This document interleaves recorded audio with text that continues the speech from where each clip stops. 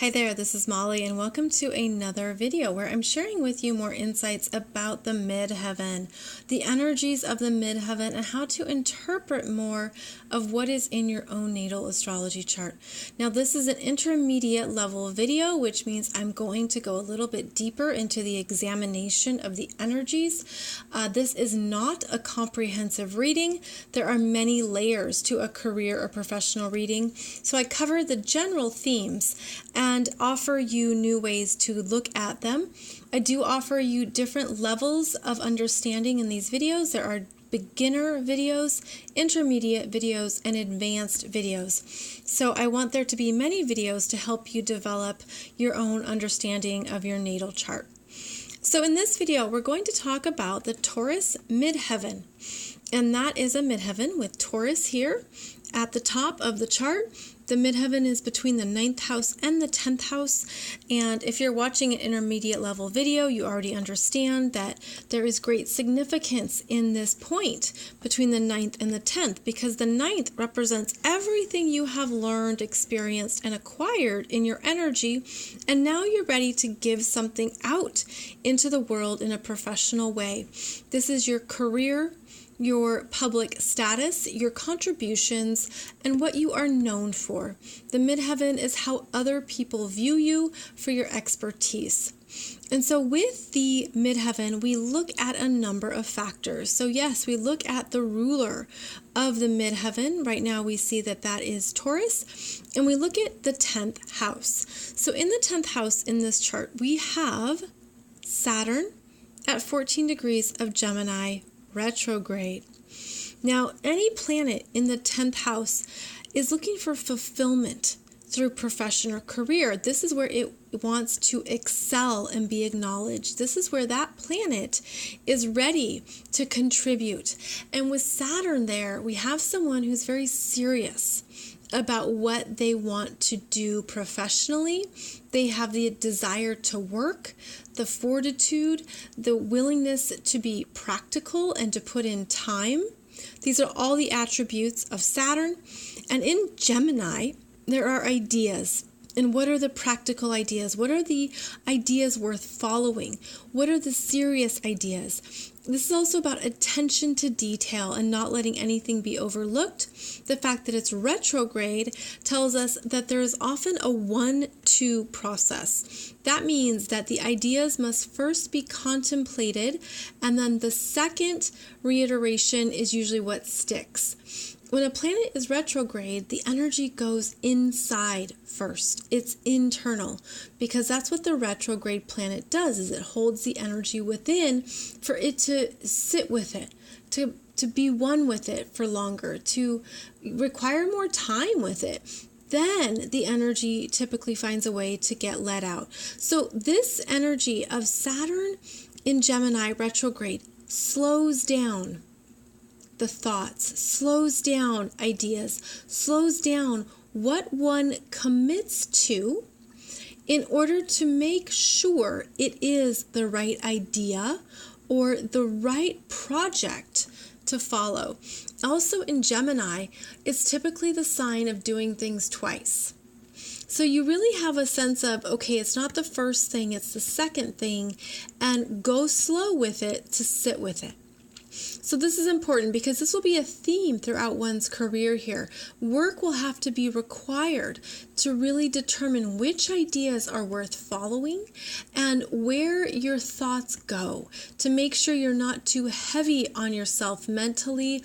You choose your words carefully and make sure that you slow down how you think about things and take your time with it. So that's a very important part of this person's professional world. Now, with the Taurus, the Taurus midheaven, we look to the ruler of Taurus, which is Venus. So then you look in the chart and say, okay, well, where does Venus show up? Oh, well, here she is. She's right over here.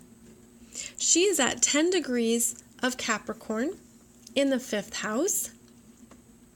And she is, we're going to call it conjunct with a 6-degree orb, the North Node. So Venus in Capricorn is a energy of practicality, and it's an earth sign, right? So what are the themes here? Well, Capricorn is an earth sign. The midheaven in Taurus is an earth sign. So we have some themes. Okay, the earth signs are about the physical body, physical products, physical offerings, anything that contributes to the physical world. So this signifies that this person is here to do things in a way that gives back physically in some manner. Now, that can show up in many different ways. This is why you have conversations with the client and with yourself to determine what that physical expression is. This is also someone who takes money seriously and is perhaps more conservative with what they invest and how they spend. That's because Capricorn is quite conservative. And so look at how Venus in Capricorn answers back to Saturn in Gemini because of how Venus in Capricorn, Capricorn is ruled by Gemini. So the energy shoots back up here to the way that one thinks about what they're offering, what they're doing, what they're teaching.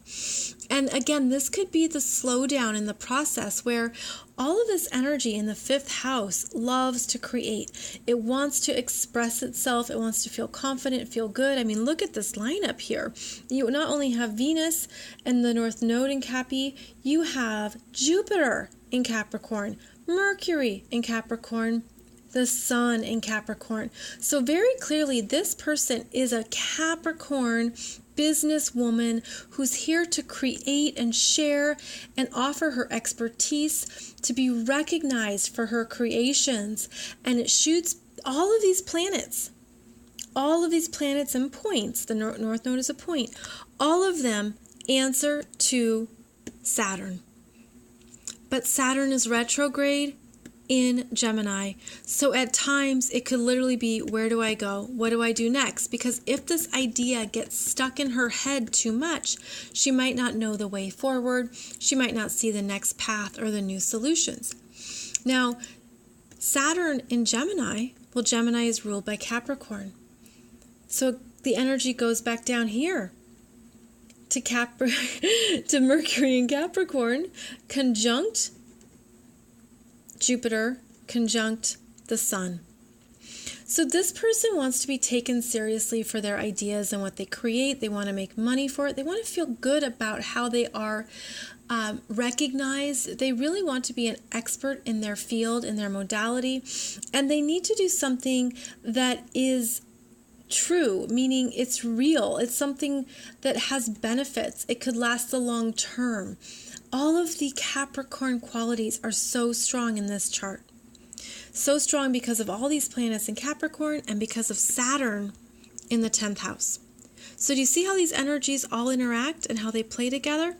And because of the earth signs that are strong, there is, again, that desire to create something physically. Oh my God.